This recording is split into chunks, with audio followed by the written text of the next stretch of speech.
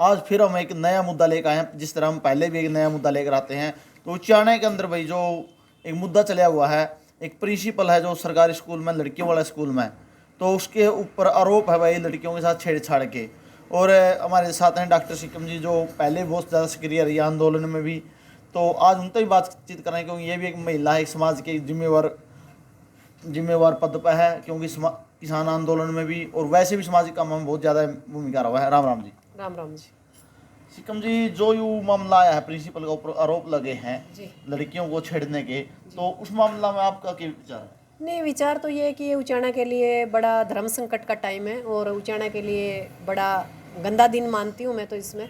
और हमारे देश में ऐसे ऐसे राक्षस और वो भी उचाना में, तो सोचने की बात है। हम तो मणिपुर और मेवात को देख के ही दहल रहे थे, हमने पता नहीं था कि ऐसे राक्षस हमारा उचाना के अंदर भी मौजूद है। और गुरु का जो दर्जा होता है वो माँ बाप नू समझना भगवान के बराबर होता है गुरु का दर्जा, क्योंकि गुरु के बिना तो कोई मतलब किसी भी फील्ड में सक्सेस नहीं हो सकता। माँ बाप यदि विश्वास करते हैं खुद के बाद तो गुरु के ऊपर करते हैं, और गुरु पर विश्वास करके गुरु ने जो मतलब ये इतना घिनौना काम किया है, तो सोचने के लिए और समझने के लिए दिमाग जवाब दे रहा। दूसरी बात, वो कैबिन जो ब्लैक रखा करता, क्या वहाँ जो हमारे शिक्षा अधिकारी थे उन्होंने कभी टूर नहीं किया? यदि टूर किया था तो वो जो ब्लैक शिष्यों का जो कैबिन बना रखा था वो किस खुशी में बना रखा था? यह चीज़ शिक्षा विभाग ने भी देखनी चाहिए थी। और फिर ये तो जो बंदा था, इसकी लगातार जिस भी स्कूल में इसकी मतलब लगातार पोस्टिंग रही है, इसकी वहाँ से लगातार शिकायत हुई और शिकायत के बाद ही इसको उठाया गया। यहाँ तक कि आला अधिकारी जींद और उचाना को भी पता था इसके बारे में, पर हमेशा एक हमारा दिग्गज नेता उसकी वजह से, दबाव की वजह से हर बार इसके केस को दबा दिया गया, बच्चियों को दबा दिया गया, उनके माँ बाप को दबा दिया गया। और हालात ये हुए कि एप्लीकेशन राष्ट्रपति और राज्यपाल और महिला आयोग को भेजी गई, जब जाके इसके ऊपर कार्रवाई हुई है। और कार्रवाई भी आप ये देखो कितनी लेट हुई है, लगभग 10 दिन से ये मामला चल रहा है, पर कल जाके उसको शाम को गिरफ्तार किया गया। तो हमारे देश में जो बेटी है वो कहीं सुरक्षित नहीं, और हमारे लिए बड़ा दुर्भाग्य का दिन है कि उचाना में ऐसे राक्षस बैठे हैं हमारे नाक के नीचे, जहां हम हमेशा रोटी और बेटी की बात करते थे। हमें खुद ऐसा फील हो रहा है कि उन बेटियों पे क्या गुजरी होगी, क्योंकि बहुत सी जो बेटियां हैं उन्होंने स्कूल छोड़ दिया, बहुत सी बेटी है, सुनने में आया कि 2 ने सुसाइड भी की है। अभी ये चीज़ें तफ्तीश का मतलब एक मोहल्ला या मोड़ पे हैं, क्योंकि ये काम है पुलिस का, उसके अंदर कितना कुछ निकल के आता है। दूसरी एक बात और आई है इसके अंदर, इसकी प्रिंसिपल की एक लेक्चरर भी जो साथी थी, जो इसके काम में साथ देती थी, तो शर्म की बात है। महिलाओं के ऊपर भी एक ये दाग मानती हूँ मैं, क्योंकि बेटियाँ सबकी साझी होती हैं, चाहे अमीर हो चाहे गरीब हो या वो किसी धर्म की हो। जब बेटियाँ हो गई वो पूरे हिंदुस्तान की बेटियाँ हैं, पर आज हिंदुस्तान की बेटियों को दर बदर भटकना पड़ रहा है और ऐसे अत्याचार लगातार हो रहे हैं।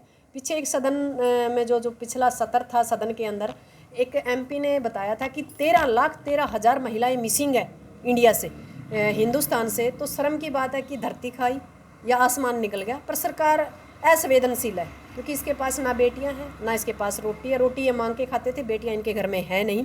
असंवेदनशील हमने सरकार बनाई है, जिसका खामियाजा सबसे ज़्यादा गाय को, बेटी को और गंगा को भुगतना पड़ रहा है। देखा जाए तो जी देखो, एक जो स्कूल हुआ है जी, एक लड़की के लिए बहुत अच्छा माहौल होना चाहिए वहाँ जरूर पे, जी। और एक जिम्मेवार हुए हैं जो अधिक मास्टर हुए हैं, क्योंकि बाहर का माहौल आज के समाज के अंदर बहुत गंदा होने लग रहा जी है। जी जी। लेकिन वहाँ पे अगर रक्षक ही भक्षक बन गए तो मतलब क्या हुआ इस समाज का, और क्या हुआ बेटियों का? नहीं, समाज से तो मैं यही कहना चाहती हूँ कि आप दोबारा से खाप जीन तो जो है खाप लैंड या जाट लैंड के नाम से प्रसिद्ध है, और उचाना तो आपको पता है कि 1 साल पहले कह देते हैं हॉट सीट है, हॉट सीट है, जबकि मुद्दा इतना गरमाया हुआ है। हमारे यहाँ से एक कहता है कि मेरा ये कर्म क्षेत्र है, एक कहता है कि मेरा जन्म स्थान है, यानी मेरा खुद का इलाका है। जब वोटों का टाइम आता है तो इलाके का दम भरते हैं, पर वो जो दिग्गज है उनमें से एक तो इसमें इन्वॉल्व ही है, जिसका हाथ है इस सरगना को, हम तो सरगना ही कहेंगे, क्योंकि ये एक आदमी का काम नहीं हो सकता, एक बड़ा गिरोह मिलेगा। वो अलग बात है कि एक के ऊपर केस छोड़ के सारे इधर उधर निकल जाएं, वो एक अलग बात होती है। हर बार होता है, हर केस में होता है। पीछे पटवारी वाले मामले में भी यही हुआ था, और आगे भी हो सकता है। और मतलब आज तक उनका कोई बयान नहीं आया। एक राष्ट्रपति के संज्ञान में है, महिला आयोग के संज्ञान में, एक राज्यपाल के संज्ञान में, पर जो हमारे यहाँ के जो दिग्गज नेता है, जो विकास का दम भरते हैं, उनको पता नहीं उनकी जबान को लकवा लग गया क्या। उनका हक नहीं बढ़ता था इसके बारे में संज्ञान लें, इसके ऊपर कार्रवाई करें, इसके ऊपर बयान दें, पर नहीं, वो आते हैं 4.5 साल मज़े लूटते हैं विधानसभा और संसद के, और 4.5 साल के बाद इस भोले इलाके को भगाते हैं और वोट ले जाते हैं और फिर आराम से अपनी ज़िंदगी जीते हैं। इस इलाके में क्या हो रहा है, कोई भी इस उचाना का रखवाली नहीं है। जहाँ प्रशासन यदि कोई गलत काम करता है तो शासन का हाथ होता है, शासन के इन्वॉल्वमेंट के बिना कोई भी प्रशासन गलत काम नहीं कर सकता। और मैं सीधी सी ये बात मानती हूँ कि भ्रष्टाचार, रेपिस्ट और क्राइम में उचाना नंबर 1 है हरियाणा के अंदर, और हम इस चीज़ को रूबरू हो रहे हैं, हमारे लिए शर्म की बात है। देखो जी, देखिए छोटी छोटी बच्चियां के बलात्कार देश के अंदर होने जी जी। पीछे ही आपने देखा था कैथल का ऐसा मामला आया हाँ था, जी। जिसके अंदर एक मतलब छोटी सी बच्ची को हाँ जी, के रेप भी साथ किया रेप गया। और उसे जला भी दिया जी गया जी। था।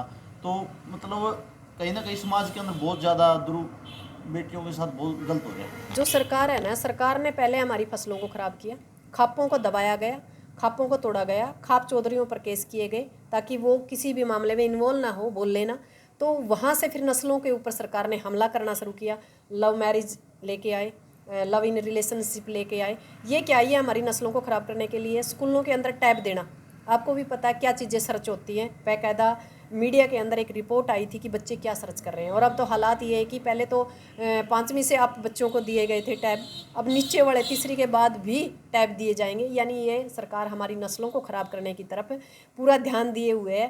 पहली बात तो यह कि बेटियों के स्कूल ही बंद कर दिए गए, जो बाकी स्कूल बचे हैं उनके अंदर ऐसे दरिंदे बिठा दिए गए ताकि बेटियाँ या जो युवा है वो घर तक सीमित रहें और फ़ोनों पे बिजी रहें। नस्ल भी ख़राब और फसल भी ख़राब। और सरकार हमारे जो लैंड है, जो एग्रीकल्चर लैंड है, उसके ऊपर कब्जा करना चाहती है। एग्रीकल्चर लैंड के ऊपर कब्जा तभी होगा जब हमारे बच्चे या जो हमारे युवा है वो नहीं बोलेंगे, वो महिला हो या पुरुष हो, क्योंकि जो हमारे बुजुर्ग है वो लड़ाई लड़ रहे हैं नस्ल और फसल की। मैं तो दोबारा से कहूँगी कि जो खाप पंचायतें हैं, किसान संगठन है, जो महिला संगठन है, वो इसके ऊपर कड़ा संज्ञान ले। और ऐसे मुद्दे यदि आते हैं तो मैं कहती हूँ सरकार को फास्ट ट्रैक के थ्रू इसके ऊपर कार्रवाई करी जाए और इसको फांसी की सज़ा दी जाए। देखो जी, आपने किसाना का मुद्दा उठाया था। किसाना आज देखा जाए तो जो पराली जलाने का मामला चला हुआ है, बहुत ज़्यादा किसाना का मतलब दंड लगाए जाने लग रहे हैं। तो किसान के पास कुछ समाधान भी नहीं है, क्योंकि बहुत से किसान ऐसे हैं तो दंड लगाए जाने लग रहे, प्रशासन पहुँचने लग रहा है, सीधे छापे मारने लग रहे हैं। शर्म की बात यह है कि हमारे किसान भी कहीं ना कहीं अछूते हैं। जैसे हमें MSP के लिए लड़े, हम लोग टोल और बॉर्डरों के ऊपर इकट्ठे हुए, हम लगातार 11 महीनों से तहसील के अंदर लड़ रहे हैं। यदि ऐसा कोई मामला आता है तो वो तहसील के अंदर आ सकते हैं, सरकार की कोई तानाशाही नहीं है। जो ये हमारे जो औद्योगिक हैं, जो उद्योग है, वो 51% ये निकालते हैं, धुआं निकालते हैं और पूरे साल निकालते हैं, उनके ऊपर कोई बैन नहीं है, कोई कुछ नहीं है। यदि किसान 11 महीने आपको ऑक्सीजन दे रहा है और 1 महीना किसी कारण मजबूरीवश यदि वो अपने फसल के अवशेष जला रहा है तो कौन सी आफत आ गई। और दूसरी बात, जो हमारे ये कहते हैं कि सैटेलाइट से हम पकड़ लेते हैं, जब हमारे फसलें ख़राब होती हैं, जब ओलावृष्टि होती है, तब वो सैटेलाइट कहाँ जाती है। और किसानों के लिए तो इतने बुरे हालात है कि एक बीज खरीदने से, खाद खरीदने से लेकर फसल बेचने तक लगातार किसान लगातार लाइनों में रहता है। और ये मान सकते हैं, जो हमारे साथ सर्वे आया था उसमें यदि किसान पराली जलाते हैं तो सिर्फ 8% प्रदूषण होता है। 51% जो होता है वो होता है जो हमारे उद्योग हैं, और जो बाकी का प्रदूषण है वो 40 के करीब वाहनों से होता है, और 4 या 5% जो प्रदूषण होता है वो हमारे खाने बनाने से या चूल्हा चौका से होता है। तो इस सरकार को हम पूछना चाहते हैं कि आप लोगों ने सिर्फ किसानों को ही टारगेट क्यों कर रखा है। जो इतने बड़े बड़े उद्योग चल रहे हैं उनको आप क्यों नहीं टारगेट करते। या धरती पर रहने का सिर्फ औद्योगिक लोगों का ही हक है। यदि किसान अपने खेत में कुछ नहीं बोएगा तो उन उद्योगों में कुछ नहीं बनेगा। शायद ये सरकार ये बात समझ नहीं पा रही। मुझे तो लगता है हमें दोबारा से छोटू राम वाला काम करना पड़ेगा कि इतना ही बोएं जितना हम खा सकें, हमारे अड़ोसी पड़ोसी खा सकें, हमारे जानवर खा सकें। और इस सरकार का लगभग 5 साल के लिए इसको अनाज बेचना बंद कर दो, ताकि हम दोबारा से खेड़ा खाप और खेतों की तरफ आएँ। हम दोबारा से हमारे गोबर की जो खाते हैं वो डालें, जो हमारे पुराने वो बीज हैं उन पर वही हम खेत के अंदर डालें, और हम अपनी फसल को भी संभाल पाएंगे, हमारे खेतों को भी संभाल पाएंगे और हमारी नस्लों को भी संभाल पाएंगे। और सबसे बड़ी बात है, इस सरकार को भी हम आँख कर पाएंगे, क्योंकि सरकार हल्के में ले रही है किसानों। सिक्किम जी देखो जी, अगर सरकार पाबंदी लगा रही है पराली जलाने, तो ऐसे साधन भी मुहिम कराओ किसान को, ताकि वो उसको खर्चों से बच सके। एक बात बताओ, जब सरकार ने कहा था कि वो बंडल बनाती है, तो सरकार को पहले ही पता होना चाहिए कि हमारे एरिया में कितनी जीरी, आजकल तो इनकी पोर्टल खेल रहे हैं, इनको पहले ही पता भी जीरी कितनी बो रखी है। तो ये पहले ही वो बंडल वाली जो मशीन है उसकी पूरी मतलब आगे से आगे इतना तरीका बना के रखे कि किसानों को किसी तरह की जलाने की ही ज़रूरत ना पड़े। यदि आप बड़े बड़े फैक्ट्रियों के लिए बड़े बड़े कानून बना सकते हो तो क्या किसानों के लिए आपका हक नहीं बनता कि कानून भी बनाए जाए? क्योंकि वही किसान है जो पूरे देश का पेट भरता है, उसी के किसान और मजदूर के घर से जवान होता है जो देश की रक्षा करता है। क्या इस देश का पेट भरने का और इस देश की रक्षा करने का किसान और जवान का जो काम है, जो इस देश को बचाए हुए वो किसान, मजदूर और जवान कर रहा है? पर मुझे नहीं लगता कि ये सरकार तीनों के बारे में ही संवेदनशील है, ये असंवेदनशील सरकार है। देखो जी, देखा जाओ कहीं ना कहीं किसानों के ऊपर जैसे डंडे लगाए जाते हैं 5-5, 10 हज़ार रुपए के फालतू लगाए जा रहे हैं, तो क्या उनसे प्रदूषण रुकेगा?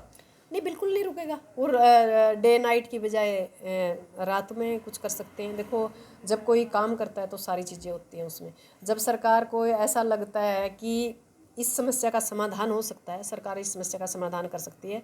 सरकार को तो ये लग रहा है कि भी सरकार को लगता है कि किसानों के पास तो फ्री का माल है, इनसे लुटो किसी भी रूप में। आपने पता है कहीं टैक्स लगा दिया, कहीं टोल टैक्स लगा दिए, कहीं ना कहीं मतलब हालात ये है कि ये जो हमारे आम लोग हैं इनको शोषण करने का तरीका ढूंढ रही है सरकार। किसी भी तरीके से फंसे इनका शोषण किया जाए। और हमारे जो लोग हैं, मैं ये मानती हूँ कहीं ना कहीं शोषण करवाने भी लग रहे हैं, क्योंकि लोगों के अंदर लड़ने की और ताकत नहीं रही आवाज़ उठाने की। यदि जो चंद लोग आवाज़ उठाते हैं हम जैसे, तो उनको कहते हैं राजनीति करते हैं। और मैं कई मुद्दों पे बोलती हूँ भी हम जैसी राजनीति आप करिए, आपको पता चलेगा इस राजनीति के पीछे कितना टाइम देना पड़ता है, कितने केस लगते हैं, कितने शरीर पे निशान भी पड़ते हैं चोटों के। इतना आसान नहीं है राजनीति करना। जो लगातार सत्ता में रहे लोग हैं, आप लोगों ने उनको देख लिया वो आपके लिए क्या कर रहे हैं।